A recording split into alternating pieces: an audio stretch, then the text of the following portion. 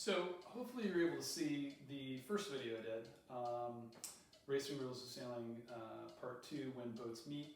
We did rules 10 through 17, and for now we're going to do rule 18, 19, and 20. There are a lot of subsets to these rules, but luckily they build on each other and they make quite a bit of sense.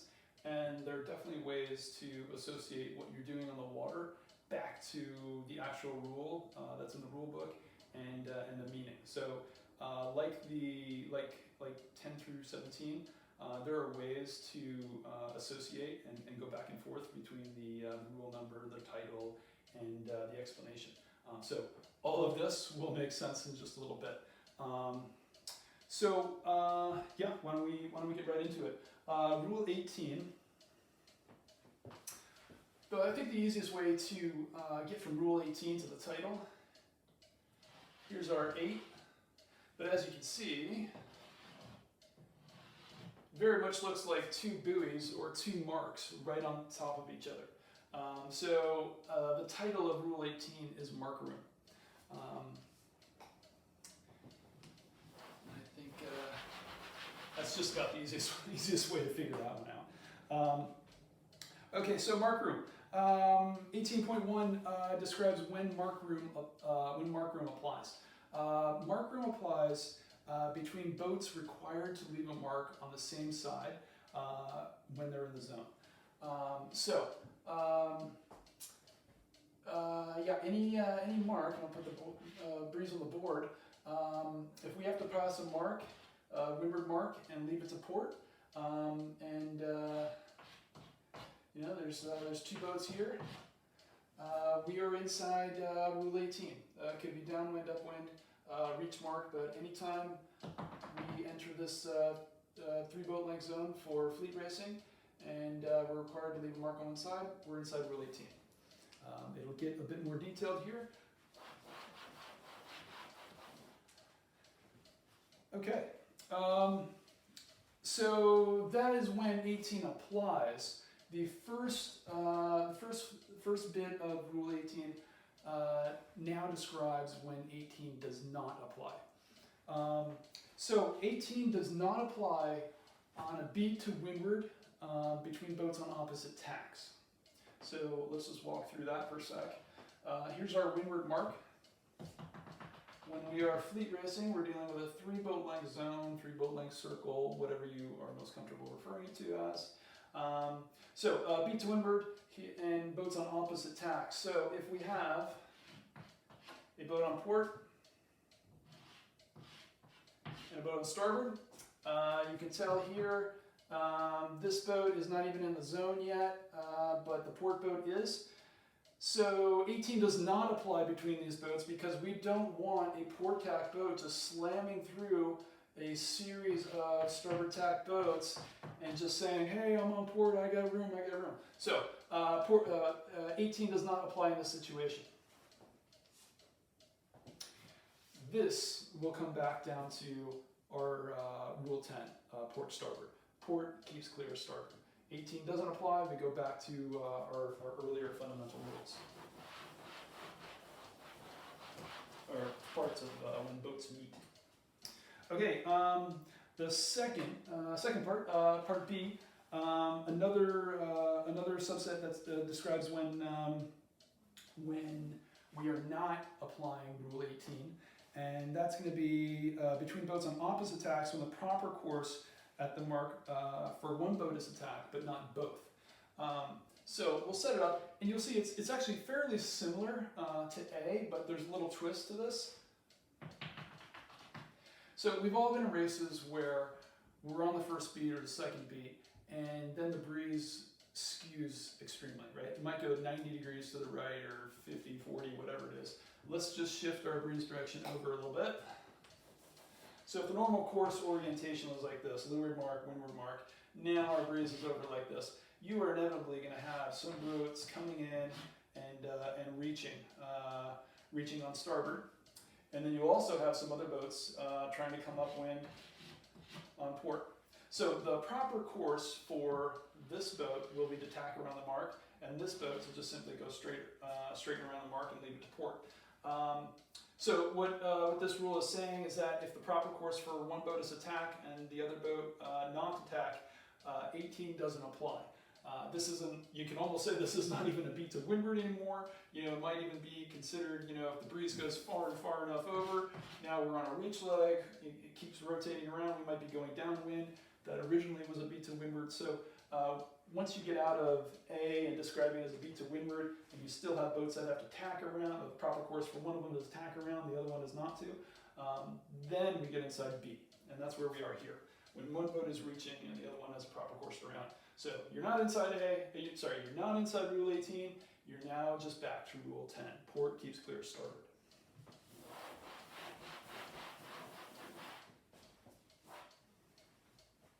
Okay, C. Rule 18 does not apply between boats approaching a mark and boats leaving a mark. So, let's do this again. Here we are, windward mark. Here is a port tack boat approaching the mark. They're going to go around this way. Here is, here is a starboard tack boat leaving the mark. Rule 18 does not apply between these boats. So when it doesn't apply between a boat approaching a mark and leaving a mark, again, we're back to our earlier rules. This is going to be a port starboard situation. Port keeps clear of starboard. Whatever port needs to do. If they wanted to kind of luff up and allow starboard to pass and slide through, fine. If they wanted to bear off and go around the front of the starboard tack boat, either way, they need to keep clear. However they do it, it's on them. 18 does not apply between a boat approaching and one leaving a mark.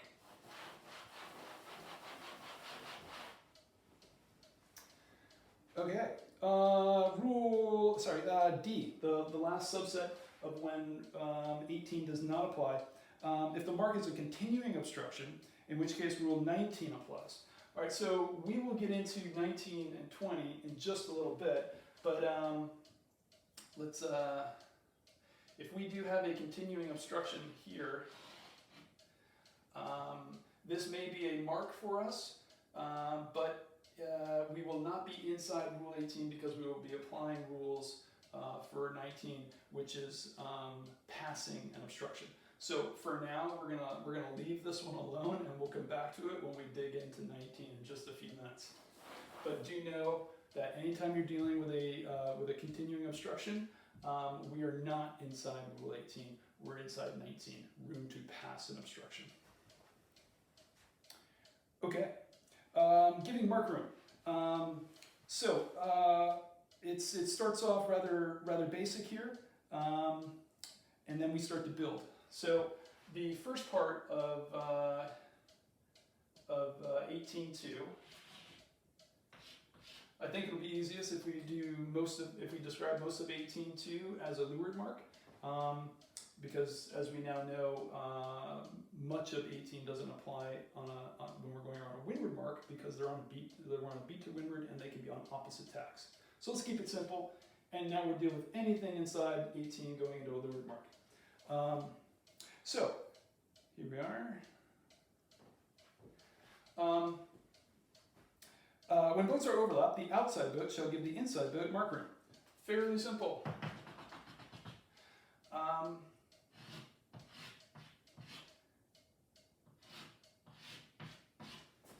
When we deal with an inside and outside boat, let's go around to port as usual. Both these boats are on port and they're going to jibe around this mark. We just need to figure out an inside boat versus an outside boat. This side of this boat here, as soon as this side of the boat, the port side of the boat, is going to be the inside of the mark rounding, and the starboard side will be the outside of the mark rounding. As soon as the bow of the inside boat touches the zone, what I recommend is we imagine that there is a line off the transom of the boat that enters the zone first, and then anybody inside of the boat entitled to mark room, anybody over here would get room. Behind the line off the end of the transom is not going to get room. And then anybody outside, behind the line and outside does not get room. Anybody on the outside but still overlap with this boat is not going to get room. So just remember, figure out which way you're going around the mark and what side of your boat would be closest to that mark. That is the inside of your boat. So in this case, everybody inside over here is going to get room on this boat that touched the zone first. Draw that line over. Anybody outside is denied room. They do not get room on the boat that touched the zone first.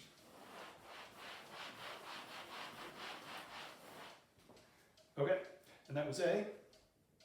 And here we go, B. If boats are overlapped when the first of them touches the zone, as we just did, the outside boat at that moment shall thereafter give the inside boat mark room.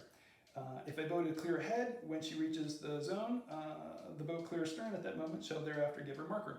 All right, so this is just simply talking about how long we are entitled to mark room for. So let's do it from this side. Here's a boat that has just touched the zone. Here's another boat. We'll mix it up a bit. Here's a boat on starboard. Here's a boat on port. This boat has just touched the zone. Now we know we're going to go around this way. And this is going to be the port side of the boat. So here we go, port side of the boat. Anybody within this whole area is going to get room on this person. So this boat will be entitled to room. So the track for the boat that touched the zone will probably be a little bit wide so they can give room to the starboard tack boat that was inside when the first of the two touched the zone. Now we'll get into a little bit about breaking the overlapping and keeping it. So if we did have a boat enter the zone and another boat did not have overlap here, touch the zone, the line goes off the transom, the boat behind does not have room, they do not get room for the entirety of the mark rounding, right? So let's say the boat clear ahead that touches the zone, then maybe they dropped the main sheet, they just went real slow, they slipped in the boat, and then the boat behind cut inside and said, oh, I'm going to go take room while this boat is going slow. If the boat entitled to room can actually sail their course and get to the mark and close the door or not allow the boat behind room, they are absolutely entitled to do so. So just because you may lose an overlap or gain an overlap in the zone, you're not entitled to room. Okay? It all depends on what happens that instant that the first boat touches the zone. Boat touches the zone, line goes off the transom. Who's on the inside? Anybody over here is on the inside. Anybody over here is on the inside. And then anybody behind or on the outside, no room. No matter what then may happen with the overlap. Break it, gain it, it all depends on what happens in that instant.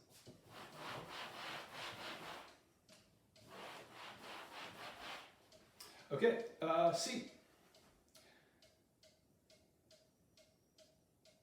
So C says, when a boat is required to give mark room, she shall continue to do so even if later overlap is broken or new overlap begins. So we just essentially went over that. I got ahead of myself there. And then C2, if she becomes overlapped inside the boat entitled to mark room, she shall also give that boat room to sail her proper course while they remain overlapped. This one's important. They are all important, but many times people do get this one slightly confused. Okay, we are going around a leeward mark.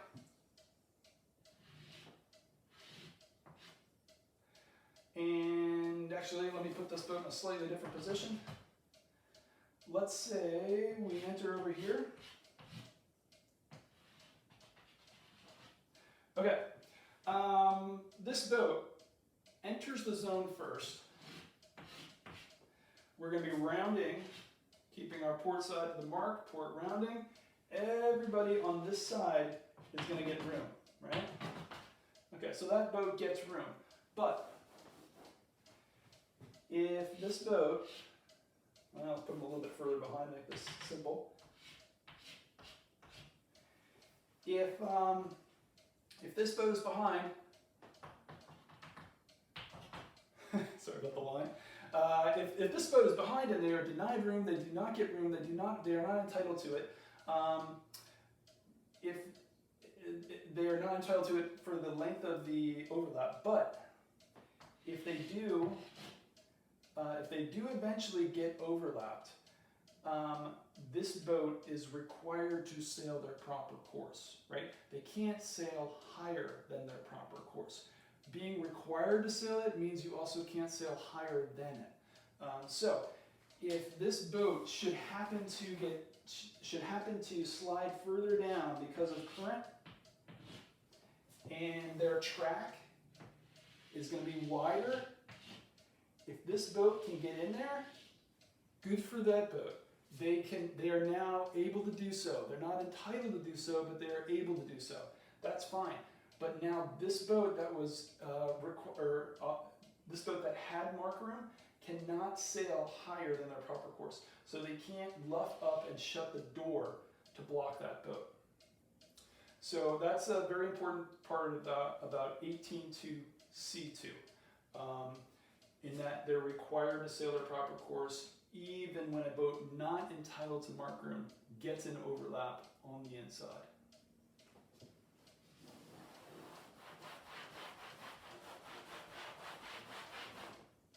I know there are a lot of people that team race that might be watching this.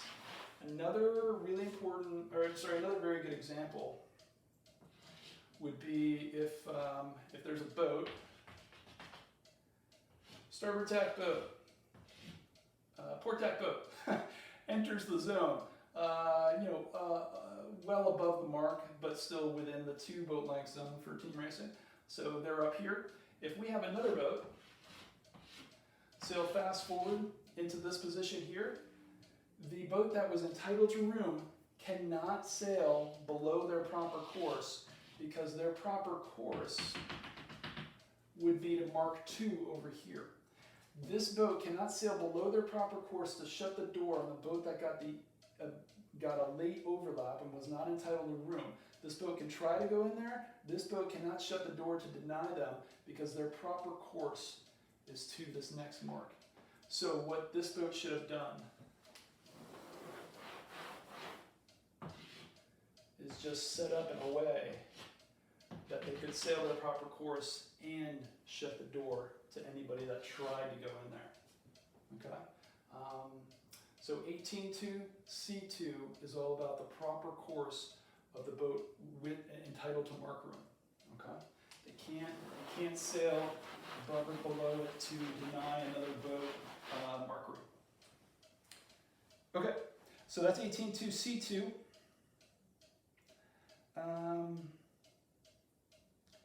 Just getting my bearings here. Okay, and then D. There are a few instances where 18 starts, but then can turn off. Here are a few. Okay, 18 will turn off when a boat enters the zone. They may do so clear ahead, they own the zone, everything's going well, but if they sail out of the zone, let's say we're team racing in this scenario, if they sail out of the zone, by the time they jab back, now they are re-entering the zone and a whole new 18 starts. But when they're out of the zone, 18 goes off. Another scenario when 18 will cease to apply will be if we're coming downwind and then we pass head to wind, right? We pass head to wind. If we're tacking in the zone, 18 ceases to apply as well. The third instance when 18 ceases to apply is when we have passed the mark or when we are leaving the mark, right? There's always a good bit of debate about when a boat technically leaves the mark. I've found in the past that a boat has left the mark when they can sail their proper course to the next mark. Another way to look at it is when your transom has passed the mark, but it's actually very difficult to find a detailed definition for this or a good explanation. But those are two guidelines that we do use and go by. Yeah, so this boat can clearly sail its proper course upwind, but if he was just another second behind, he would be still passing the mark and coming up to his normal proper course. Okay.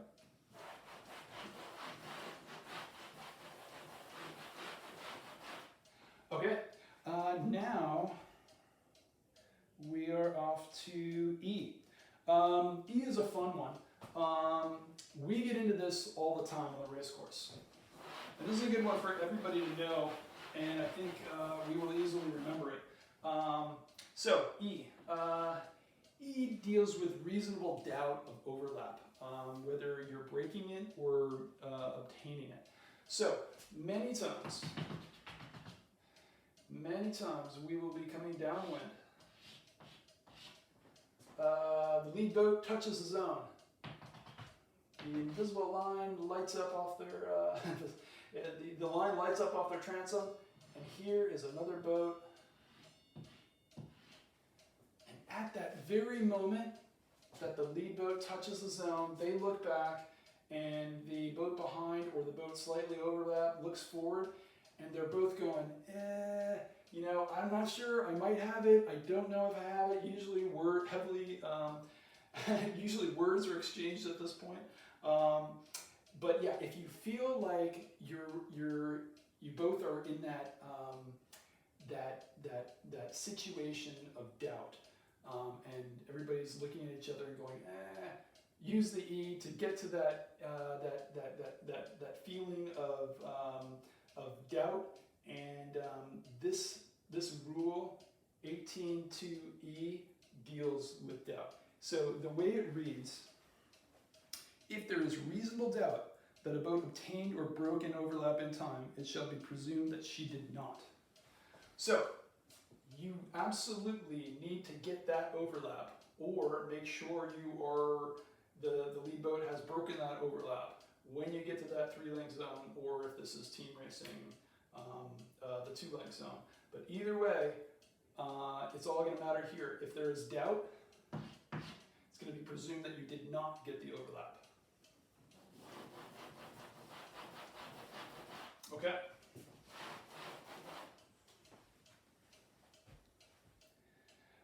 And F. Yes, F is another one that should be fairly easy to remember, and I will read it here. If a boat obtained an inside overlap from clear astern, or by tacking to windward of the other boat, and from the time the overlap began, the outside boat has been unable to give marker, she is not required to give it. So 2 things to try to remember here. Getting an overlap from clear astern or to windward. So here's how we will play this out. Let's go upwind here, and let's have a boat. Before they enter the zone, they are on starboard. Here comes another boat. It does a clear cross and tacks, and again, is not in the zone yet. So it tacked to windward of a leeward boat that is fetching the mark, and now they enter the zone. So nobody has tacked in the zone here. That's a big issue to clarify. If we tack in the zone, we're going to go to a different rule, a different part of the rule. But if we enter the zone when one boat tacked above the other, here we go. We're inside 18.2F. So when we enter the zone, if at some point, because of current sucks these 2 boats down so that the windward boat and leeward boat are barely making it. Here is the windward boat. If the windward boat is trying to stuff it up and get around the mark, and the leeward boat is here, if the windward boat simply cannot give room to the leeward boat, they are not required to do so. And that is the one scenario of F. And it could happen with wind shift, it could happen with current, it could happen just, I don't know, you could come up with many different ways, but those are probably two of the most common ways where we would be inside 18.2F. Another way this might happen, let's just keep it going upwind while we're on it. We might have a boat, again, on Leilon. Let's say, because we haven't talked about this yet, let's say we are handicap racing and we're dealing with different speeds of different boats.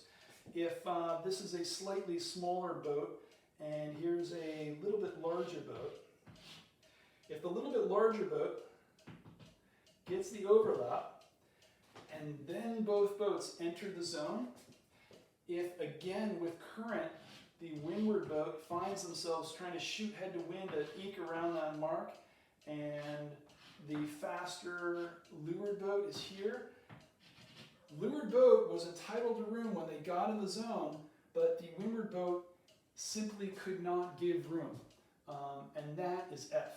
And I think, it's funny, we've been talking about who gets room the whole time through this discussion, and it's always come down to the inside boat. But here you go. Here's the inside boat now being denied room, and the windward boat is getting away with it. So in many cases, I consider that a fail, right? The rules are almost failing us, and we had to come up with another way around it. But here it is. Both examples: the leeward boat getting the overlap from behind, and the port boat tacking and tacking on top of the windward boat. Both cases, the windward boat is somehow denying the leeward boat their right around the mark, their mark room. So it's a big fail if you want to think of it that way. So F gets you to 18.2. 18.2F is the big failure, right?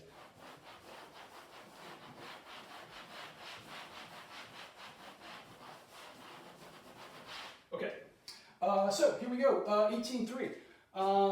Getting towards the end of 18, and I think the easiest way to go from 18.3 to the title and then obviously the explanation is to identify the point 3, right? If we take that point 3 and just like we did with rule 13, we take the 3 and we put it, we just put it 90 degrees on the bottom here, and we now have a W. Remember, rule 13 was while tacking, and that's how we got to there. So now we are tacking while tacking in the zone of 18. So 18 while tacking, it just it all comes together. So we are the title of 18.3 is tacking in the zone. Okay. Okay. So tacking in the zone. This is like a 5-line explanation, but it's fairly simple, and we do encounter this quite often. So instead of reading it, we're just gonna diagram it because it does the explanation works well in the diagram. So if we have starboard tack boat, they can be slightly in the zone. It doesn't matter that much. What does matter is where the port tack boat tacks. 18.3 describes a boat tacking in the zone. So 18.3, here we go. This boat has now tacked in the zone. We can say 18.3, sorry, we can say the leeward boat, oh, and this is the windward boat. We can say the leeward boat is now fetching, which is fine, great, good for them. But if we now get a little current, or we get a slight wind shift, and this boat, the leeward boat, now has to somehow shoot up just to get around the mark. They may do so, but if they make the windward boat, the boat that was on starboard the entire time, if they make them head up past close hauled, and we see the luff of their jib luffing, or we see their main luffing on the luff, if we have some indication that the windward boat has gone above close hauled. The boat that tacked in the zone has now violated 18.3 while tacking in the zone. They can try this all day. It's a high risk move, especially when they have to finish their tack in close proximity to the windward boat. But they have only violated Rule 18.3 when they take the windward boat above close hauled. Pretty high risk. But that is how 18.3 plays out. 18.4. I think you can remember 18.4 because, again, it follows 18.3. 18.3, tacking in the zone. 18.4, the title, jibing. So we are jibing inside 18, okay? So here we go. If we're going to jibe inside 18, we got to put a leeward mark in the water here. And here is our 3-leg zone for fleet racing. And here's the wind on the board. The first thing that 18.4 says is that if a boat, let me just draw this out. Okay, if a leeward boat enters the zone and has to jibe to sail its proper course around the mark, they cannot jibe further than their proper course. So let's take the windward boat out for a second, and now let's talk about the proper course for the leeward boat. It would probably be something like a little bit wide, too nice and tight, and now here we go upwind. Could be something like that. If they choose that course, that is fine. But they are not allowed to take the windward boat further than that course. So any deviation, something like this, if this turns into the course for the leeward boat, they have now violated 18.4 jibing, right? So we put this boat back in. This boat should expect to follow in right behind the track of the boat that is given mark room or entitled to mark room. Okay. The second part, or the last bit of 18.4, and this is a fun one. This describes how we deal with. I like to think it's talking to very high performance boats. It's talking to foiling boats. It's talking to skiffs. And specifically, it's describing boats that have to generate a lot of power to utilize their VMG in light air. So go with me here. Here's how we get to it. We're dealing with a gate mark in the last bit of 18.4, and here we will put in our zones. So I do a lot of moth sailing.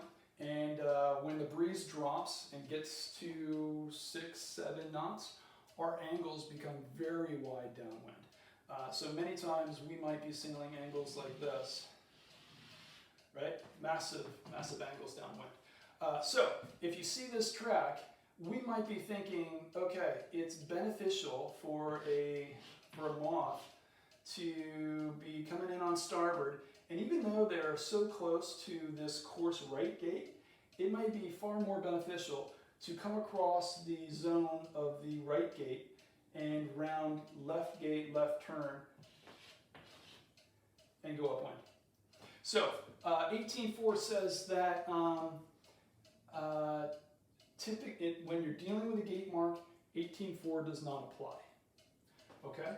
If we're dealing with one mark, absolutely it's on. In team racing, it's off. But for us, fleet racing, when we're dealing with a gate mark, 18.4 turns off. We do not have to obey sailing our proper course around the mark when we're in that zone. So if we're in a 49er or a moth, and we need to use these angles and come across one gate to go to the other, you're absolutely entitled to. Obviously, being on starboard is a massive benefit than if you were coming across on port, right? If it turns into this situation, now we're dealing with a port starboard right here, okay? Yes, we absolutely see this, and I think you see it more in different classes of sailboats.